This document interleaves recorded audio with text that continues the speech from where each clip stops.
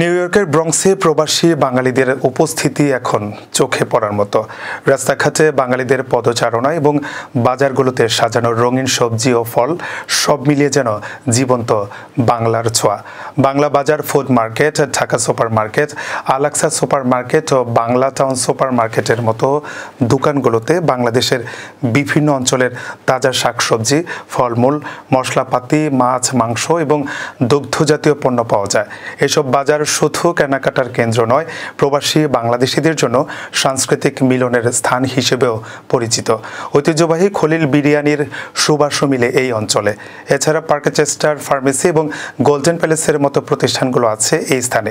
সেখান থেকে প্রতিনিয়ত সেবা নিচ্ছেন শত শত বাঙালি অবাঙালি। বিস্তারিত থাকছে প্রতিবেদনে।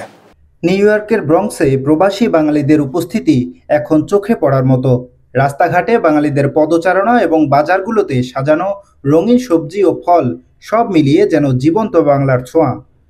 Bangla Bazar, food market, Dhaka super market, Al Aqsa super market ও বাংলা টাউন সুপার মার্কেটের মতো দোকানগুলোতে বাংলাদেশের বিভিন্ন অঞ্চলের তাজা শাকসবজি, ফলমূল, মশলাপাতি, মাছ, মাংস এবং দুধ জাতীয় পণ্য পাওয়া যায়। এসব বাজার শুধু কেনাকাটার কেন্দ্র নয়, প্রবাসী বাংলাদেশিদের জন্য সাংস্কৃতিক মিলনের স্থান হিসেবেও পরিচিত। ঐতিহ্যবাহী খলিল বিরিয়ানির সুবাসও মিলে এই অঞ্চলে।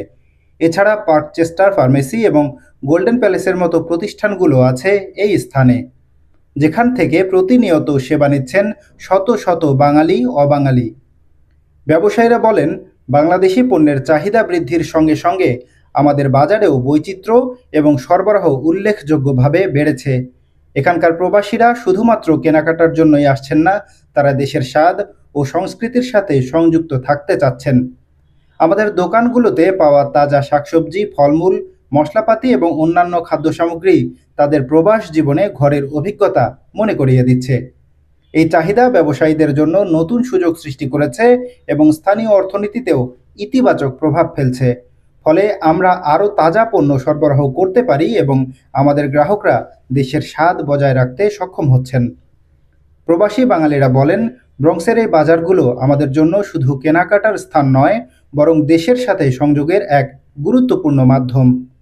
এখানে আমরা তাজা শাকসবজি, ফলমূল, মাছ ও মাংস কিনে পরিবারের জন্য দেশীয় স্বাদ বজায় রাখতে পারি। এছাড়াও বাজারগুলো আমাদের সংস্কৃতি ও ঐতিহ্যের সঙ্গে নতুন প্রজন্মকে পরিচয় করিয়ে দেওয়ার সুযোগ তৈরি করছে। প্রতিটি দোকান আমাদের ঘরের স্বাদ মনে করিয়ে দেয় এবং প্রবাস জীবনের একাকিত্ব কিছুটা কমিয়ে আনে।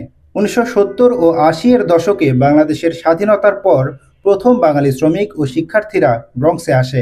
মূলত খুচরা বাণিজ্য, রেস্তোরাঁ ও হোটেল শিল্পে কাজ শুরু করেন তারা। এরপর 1990-এর দশক থেকে পরিবারসহ স্থানান্তর বৃদ্ধি পায় এবং এ অঞ্চলে ব্যবসা ও সাংস্কৃতিক প্রতিষ্ঠান গড়ে ওঠে। বর্তমানে ব্রঙ্কসে প্রায় 30টির বেশি বাংলাদেশি সুপারমার্কেট, রেস্তোরাঁ এবং কমিউনিটি সেন্টার কার্যক্রম চালাচ্ছে। ব্রঙ্কসে বেশ কিছু বাংলাদেশি সাংস্কৃতিক ও ধর্মীয় সংগঠন রয়েছে। এরা বাংলাদেশি উৎসব, ধর্মীয় অনুষ্ঠান এবং সাংস্কৃতিক কার্যক্রমের আয়োজন করে থাকে। ঈদ, বাংলা নববর্ষ ও দুর্গাপূজা উপলক্ষে ব্রঙ্কসের রাস্তাঘাট প্রাণবন্ত হয়ে ওঠে।